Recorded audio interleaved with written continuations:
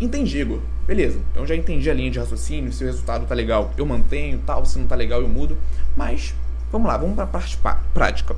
Quando você acha que é interessante eu ajustar a dieta do meu paciente? Vamos lá.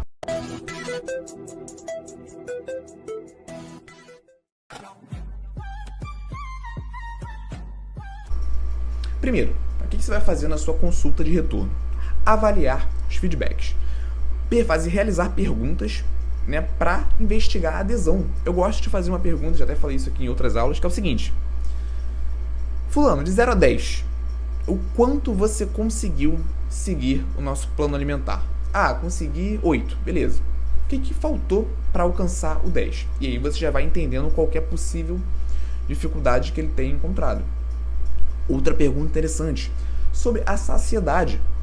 Como que você está se sentindo? É comum, durante o déficit calórico, o paciente, alinha o objetivo de emagrecimento, sentir mais fome. Então você pode investigar se ele está sentindo fome, qual horário ele está sentindo mais fome, ou então se é um paciente que você está trabalhando com hipertrofia, como que está a saciedade, se ele acha que tem muita comida, se ele acha que em alguma refeição está mais difícil consumir aquela quantidade de carboidratos maior, pensando nessa lógica de realocar aqueles alimentos. Então saciedade é muito importante você investigar. E aqui eu estou falando de alterações, possíveis alterações que não necessariamente, né, dizem a respeito da ingestão calórica. São ajustes aqui que a gente pode fazer sem mudar a ingestão energética, sem mudar aquele cálculo que você fez para a prescrição, beleza? Outra questão, praticidade, que também está muito relacionado à adesão. Tem algum momento do dia que está mais difícil realizar alguma dessas refeições, certo? Alguma dessas refeições está difícil de, logisticamente falando, levar para o trabalho, ou então preparar, certo? Então é uma questão interessante também para você investigar. E outras questões, sono, qualidade de vida de forma geral, o sono do seu paciente, será que você fez alguma prescrição que pode ter influenciado na qualidade do sono, certo? Talvez algum alimento ou suplemento estimulante na parte ali do final da tarde, na parte da noite. Disposição, será que aquele paciente está se sentindo mais disposto, será que não? Hábitos intestinais, muito comum na maioria das vezes o paciente ter uma alteração positiva nos hábitos intestinais a partir de uma intervenção dietética. Então vale a pena você investigar até mesmo para enaltecer o resultado do seu paciente.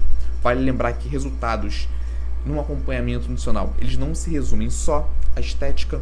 Então você pode avaliar, coletar os feedbacks dos seus pacientes com base nesses pontos que eu trouxe aqui, em outros também que vocês considerem interessantes, e ajustar a dieta com base nisso. Se você investigar que essa dieta, que esse plano alimentar, ele pode ser melhorado, tá bom? Mais uma vez, não é uma regra, certo? Mas é uma possibilidade de você melhorar a dieta do seu paciente sem necessariamente mexer no cálculo, beleza?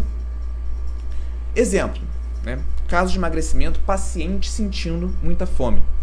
O que você pode fazer? Aumentar a quantidade de proteínas, então reajustar os macronutrientes, talvez diminuir carboidrato, diminuir as gorduras, aumentar a quantidade de proteína, que é o macronutriente mais sacietogênico, é uma boa intervenção, né? Substituir alimentos de alta densidade calórica por alimentos de baixa densidade calórica. Sempre trago o exemplo clássico aqui da melancia. Então, por exemplo, se no lanche ali da tarde você colocou uma banana, né, você pode substituir pela melancia. Ele vai consumir uma quantidade maior, um volume maior de alimentos com a mesma caloria da banana, que ele teria uma quantidade menor. Então fazer essas substituições considerando a densidade calórica, a densidade energética dos alimentos. Mas uma forma de você alterar a dieta do seu paciente sem mexer nas calorias. Fracionamento das refeições. Então se alguma refeição, por exemplo, ele acha que tem uma quantidade maior de alimentos, você pode realocar para outros momentos que ele está sentindo mais fome. Redução de refeições líquidas, isso é muito importante no emagrecimento. Se o paciente estiver sentindo fome, vale lembrar que refeição líquida traz menos saciedade que a refeição sólida. Então aqui eu trouxe uma série de opções de ajustes que nós podemos fazer sem mudar as calorias. Tá bom, galera? Se você fez um cálculo assertivo, se você calculou a taxa metabólica de repouso, o gasto energético com as outras atividades, fez um cálculo assertivo, realizou uma prescrição assertiva, Se o seu paciente não está conseguindo seguir bem aquela dieta, existe uma série de alternativas ao invés de mudar todo o seu cálculo, beleza? Mas, né, por outro lado, também é possível e provável que isso aconteça em algum momento. O seu paciente seguiu a dieta, pô, Igor, não tive problema, a saciedade está legal, né? Segui praticamente 100%, mas né, a gente não está vendo resultado. Você avaliou o paciente pela balança, usou a bioimpedância, utilizou o protocolo de hidratação correto para a bioimpedância, que eu sempre ratifico, que eu sempre chamo a atenção, puxo a orelha de vocês que tem que fazer, tem que enviar para o paciente o protocolo de hidratação. Eu, mais cedo na aula, mostrei resultados de bioimpedância, mas esqueci de avisar isso. Eu sempre mando o protocolo de hidratação. Então, a minha secretária, ela religiosamente manda o protocolo de hidratação 7 dias antes da consulta do paciente. Tudo bem? Então, se você usa bioimpedância, leve em consideração o protocolo de hidratação. E ainda assim, não é o melhor método, tá? Também é importante nós falarmos sobre isso, mas para indivíduos com sobrepeso e obesidade é um método interessante, até porque você não precisa de uma avaliação tão assertiva, tão minuciosa em comparação, por exemplo, à dieta de um atleta, de um fisiculturista que tem um percentual de gordura mais baixo, beleza? Então, coloquei a bioimpedância aqui, mas sempre que eu falo de bioimpedância, eu gosto de levantar, né, e fortalecer esses pontos. Adipômetro, né, você pode também e deve, se é um paciente que não tem obesidade, sobrepeso, você pode utilizar o adipômetro.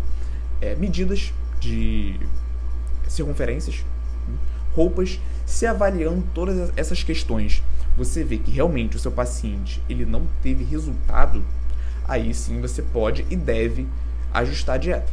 Tá? Então, na minha percepção, na minha condição profissional, eu faço os ajustes na dieta pensando ali de uma maneira mais sólida, na base do cálculo, mesmo quando ele não tem resultado. Tudo bem? E nessas condições, eu incentivo e faço a sugestão de vocês também realizarem os ajustes. Nesse caso, vale a pena sim, beleza?